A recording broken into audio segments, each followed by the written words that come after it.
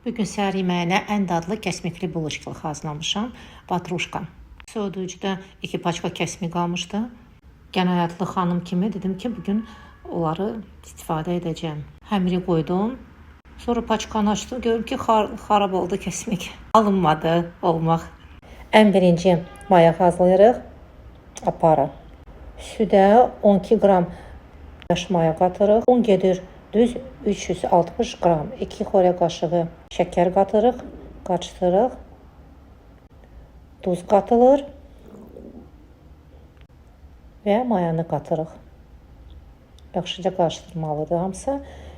Bir yumurta sarısı qatırıq və bir yumurta, bütöv yumurta və bir sarısı. Yaxşıca qarışdırırıq.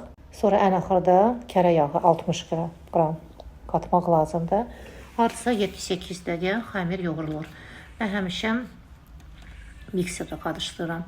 Və belə yumşaq, ələ yapışan xəmir alınır. 1 saat yarıma qoyuruq, xəmir özünə gəlsin. 2-3 dəfə xəmir qalxır. Mən biraz tez götürdüm.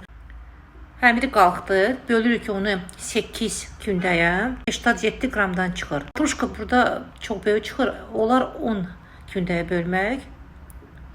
70 qramdan olacaq hər kündə. İndi kəsmik içliyi hazırlayırıq. 250 qram kəsmik, 1 yumurta sarısı, 2-3 xörək qaşığı şəkər, kərə yağı qarışdırılır.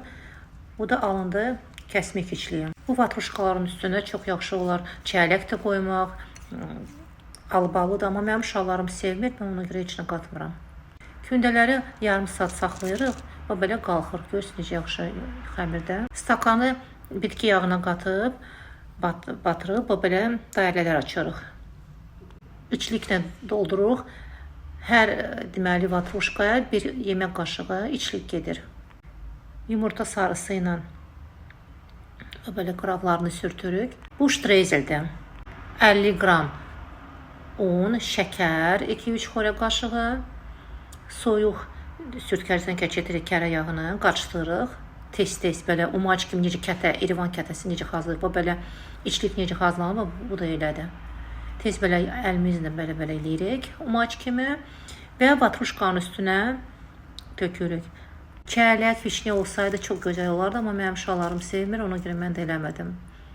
190 dərəcədə düz 25 dəqiqə hazırlanır. Siz də hazırlayın, çox dadlıdır.